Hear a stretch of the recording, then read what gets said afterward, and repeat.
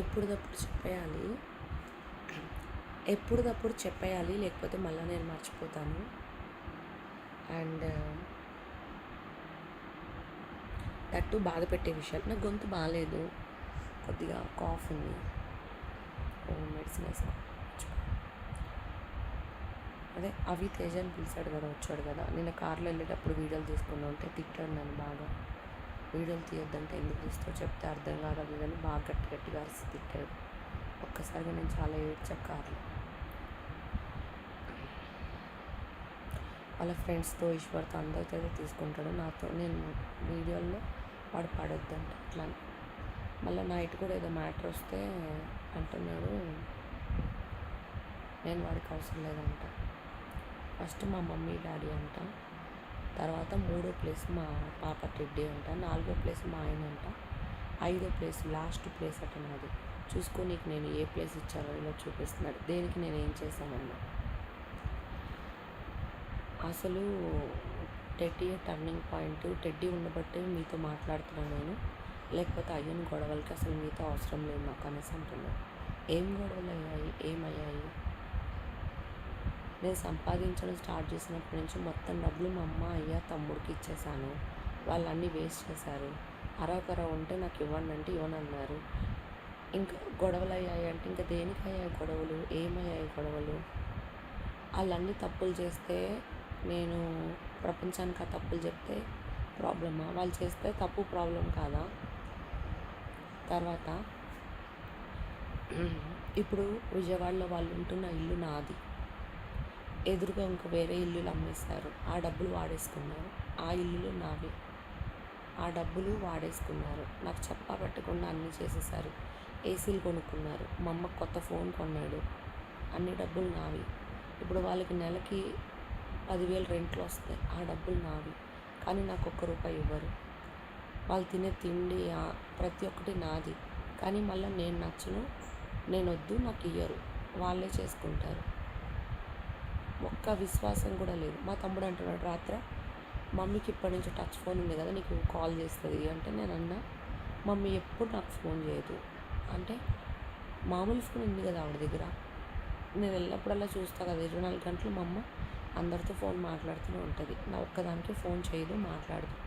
మాట్లాడాలనుకుంటే చిన్న ఫోన్లో మరి అందరితో మాట్లాడుతుంది కదా, టచ్ ఫోన్ ఏమో అవసరం? టచ్ ఫోన్ ఉన్నా కూడా మాట్లాడదు. నేను చెప్తా అంటున్నాను, నువ్వెందుకు చెప్పేది? ఒక తల్లికి చెప్పాలా పిల్లల్ని ప్రేమించమని? ఈశ్వర్ గారిని ప్రేమించమని చెప్తేనే ప్రేమిస్తుందా? మా ఆయన అన్నాడు వదిలేస్తే అన్నాడు. వదిలేస్తా, నేను అన్నీ వదిలేస్తా.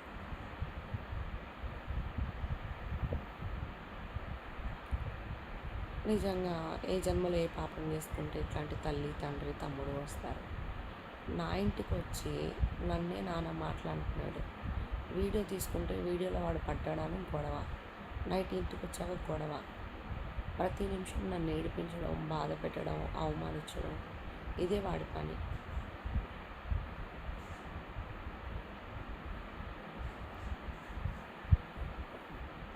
నేనేమో సరదాగా కలిసిపోయి ఉండాలని అనుకుంటా, అందరితో కాదు, ఇట్లా నా ఫ్యామిలీ కదా అన్నట్టు. కానీ వాళ్ళు మాత్రం నన్ను ఎప్పుడు బాధ పెడుతూనే ఉంటారు.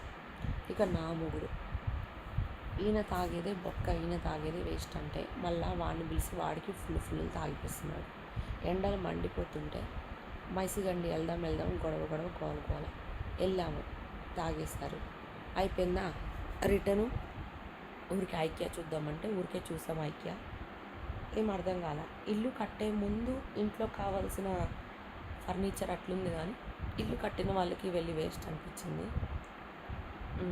తర్వాత మళ్ళీ పబ్కి వెళ్దాం అన్నారు. పబ్కి వెళ్తే పబ్లో 20,000 బిల్లు.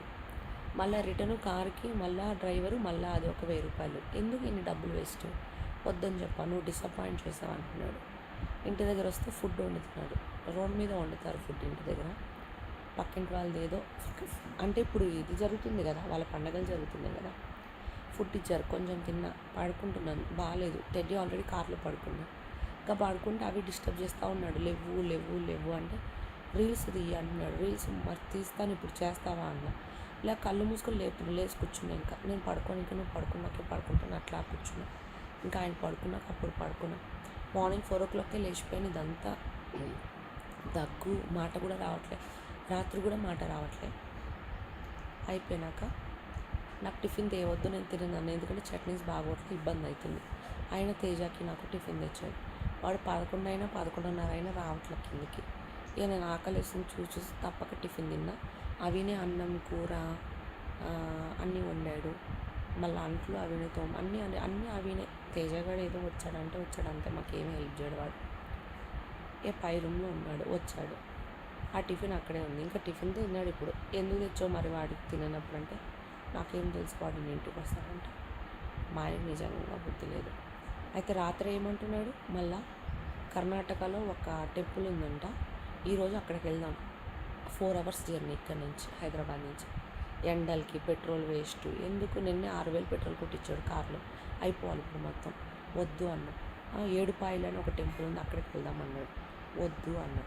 ఎక్కడికన్నా కదలనంట, వద్దంటావంటే దేనికి, తాగడానికే కదా, తాగి రిటర్న్ ఎట్లా రావాలి, మళ్ళీ డ్రైవర్లు బుక్ చేసుకోవాలి. మన కారు ఎదుటోటి చేతిలో పెట్టి డ్రైవర్ ఓకే, కానీ ఎందుకు మనకంత రిస్క్ ఏముంది. తాగుడు లేకుండా ఏదైనా ఉంటే వెళ్ళొచ్చు రావచ్చు, ప్రతి దాంట్లో తాగుడు మిక్స్ అవుతుంది.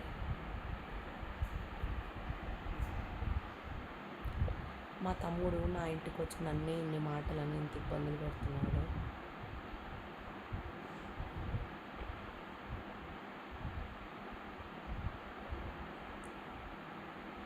ఎవరైనా అమ్మాయికి పెళ్ళైన తర్వాత అత్త మామ మొగుడు నుంచి బాధలు వస్తాయి, కానీ నాకు మాత్రం తల్లి తండ్రి తమ్ముడు సొంత వాళ్ళ నుంచే బాధలు.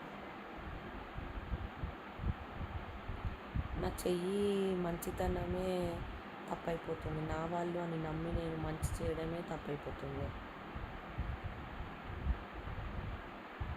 మొన్న కూడా మేము తిరుపతి వెళ్ళినప్పుడు తేజ రైల్వే స్టేషన్కి వచ్చాడు. ఒక్క మాటలల్లో నవ్వలా పలకరించడం అని, ఇంక ఈశ్వర్గడే పలకరించాడు.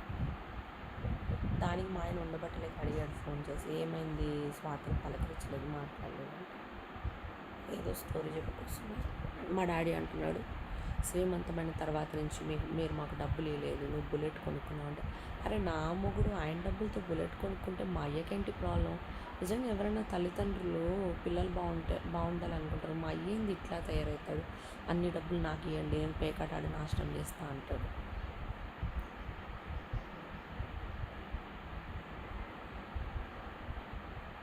ఒకప్పుడు నా దగ్గర ఉండే నేను ఇచ్చిండే డబ్బులు ఇప్పుడు నా దగ్గర లేవు.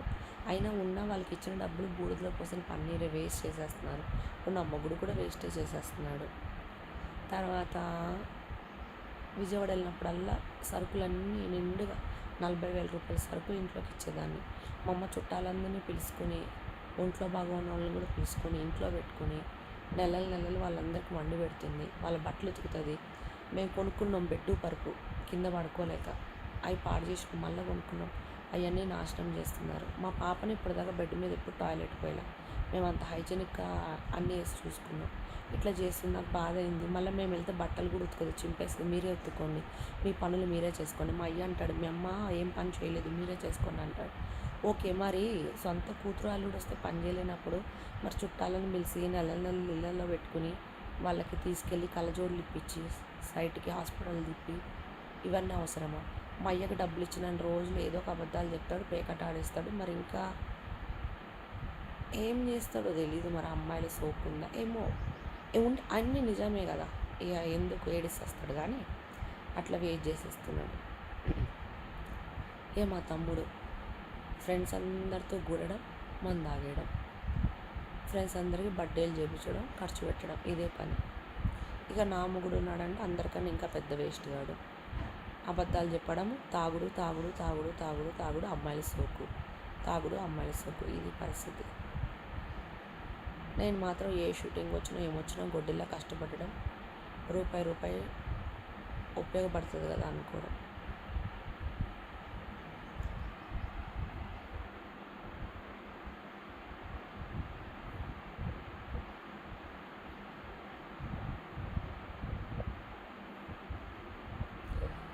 ఏమో దేవుడా, అన్నిటికీ నువ్వే ఉన్నావు.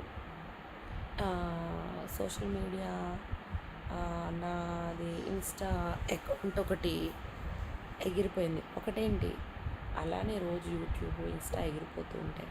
అంటే ఒక విత్తనం తెచ్చి మట్టిలో నాటి నీళ్లు పోసి అది మొక్క అయ్యి పెరిగి పెద్దదయ్యి కాయలు పూలు వచ్చుంటాయి. దానికి సడన్గా చెట్టు చచ్చిపోతే ఎట్లుంటుందో అట్లా మంచిగా ఫాలోవర్స్ వచ్చి మంచిగా హై అవుతున్న టైం అలా చేసుకున్నప్పటికీ సడన్గా అకౌంట్ ఎగిరిపోతుంది, యూట్యూబ్ కానీ ఇన్స్టా కానీ. మళ్ళీ కొత్తది క్రియేట్ చేస్తా, మళ్ళీ జనాలందరూ అది చూడాలి కదా, ఒరిజినల్కి టైం పడుతుంది. మళ్ళీ స్టార్ట్, ఇదే నా లైఫ్ ఇంకా. కానీ నా పేరు మీద ఫేక్ అకౌంట్స్ ఉన్నాయి కదా, అవి మాత్రం బాగా గ్రో అవుతున్నాయి. ఆ ఫేక్ గాళ్ళు బాగా సంపాదించుకుంటున్నారు, జనాలు బాగా మోసం చేస్తున్నారు నా పేరు మీద. కానీ నా ఒరిజినల్కి మాత్రం దిక్కు దివానా లేకుండా పడి ఉంటున్నాయి నా యూట్యూబ్ కానీ ఇన్స్టా కానీ. ప్రజెంట్ ఇప్పుడు ఇన్స్టా వచ్చేసి స్వాతి నాయుడు 163.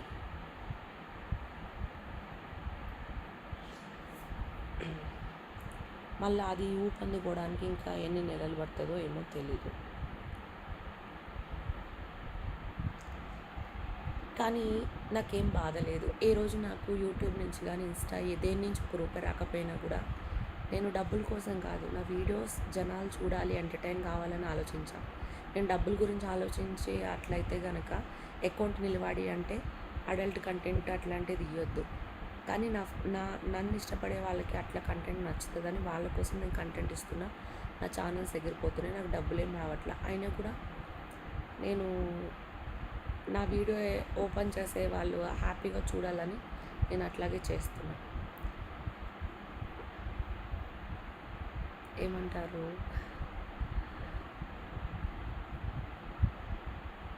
సేవ చేయడం అంటారా దీన్ని, ఉద్ధరించడం అంటారా? Love you all.